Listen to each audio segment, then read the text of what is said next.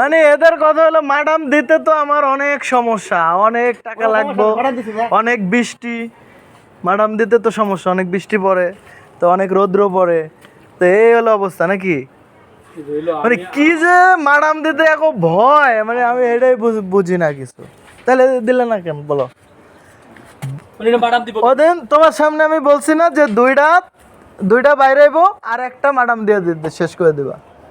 আমি তার মানে করো ওদের তো তোমার তো বোঝার দরকার নাই, ওরা তো বুঝছে, ওই যে মিস্ত্রি বুঝছে, একজন হালার বুঝাইছে। মানে একবারে রড বাঁধলে এটার জীবনে মাডাম দিতে পারবা? 20 মিলি রডের মাডাম তো দিতে পারবা না। কেমনে মাডাম দিবা?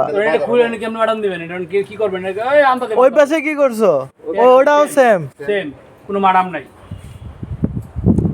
মাঝের রডটা কাইটা তুমি মাডাম দিয়ে দিতা, আর দুইটা আমার বিমের জন্য বাড়তি থাকবে, এই কথাই আমি ওই দিন বলে গেছিলাম।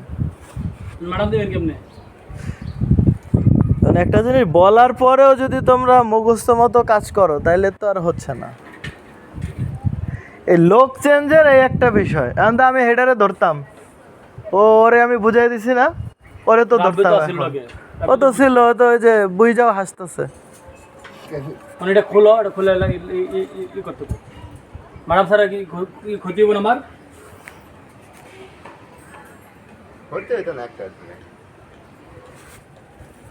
কিন্তু তোমাদের দিতে সমস্যা কি? আমার কথা হলো এটা, দিতে সমস্যা কি এটা বলো। বইলা গেলাম দুইটা কইরা রিং দিবা, একটা কইরা দিয়া ইয়া করছো। আমি না, আমি কইছি যে আমি কইছি যে কতটুক সময় লাগতো? দুইটাতে তো তুমি দিচ্ছই, এই নিচের তিনটায় দিছো না, এই যে নিচের তিনটায় দিছো না, তাই এনে সমস্যা কি? আমার যদি এটা বাড়তি না থাকতো তাহলে এই তিনটাই তো তুমি দিতা, দুইটা রড বের হয়ে যাবে, ওই দুইটা দিবা না আর একটা রডে দিবা, এই তো কথা ছিল।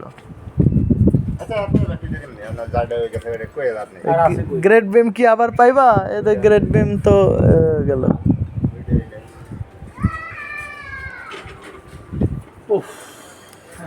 এত কিছু বলার পরেও যদি তোমরা ইয়া করো, তোমাদের এত ইজি কইরা দেয়া যায়, তারপরেও যদি এরকম করো তাহলে কেমনে কি করবো বলো? আর এই ঢালাইগুলো ফালাইছো ময়লা, ওইটাতে আছে এখনো দেখা যায়, এগুলি মনে হয় ফালাইছে, কি দিয়ে ফালাইছে? আর ওই যে তোমার চাবি এখনো ওইটা কেন সে আর কি যে দিছো, এই চাবির ইট এখনো ওই জায়গায়, ঘটনা কি? এটা ভালো করে কাইরে ইটের যেন কোনো টুকরা না থাকে করে দিলাম। এই যে ইটের টুকরা এইটা তো দিছিলে তোমরা, ওই যে ইয়া কি জানো, তোমাদের ভাষায় হলো চাবি, আমাদের ভাষায় শেয়ার কি, কিন্তু এটা তো ঢালার একটু শক্ত হলে উড়াই ফেলতে হয় টান দিয়ে, এই ইট স্যানিমাইরা উড়াইবা, কোনো ইটের সজীবের কোনো ইটের যেন কোনো কণা না থাকে।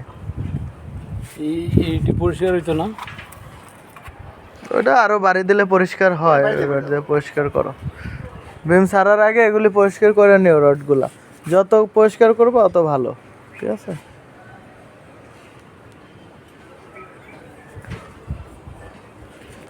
কালকে একজন হেল্পার ইগুলা কালকে সারাদিন ই করে।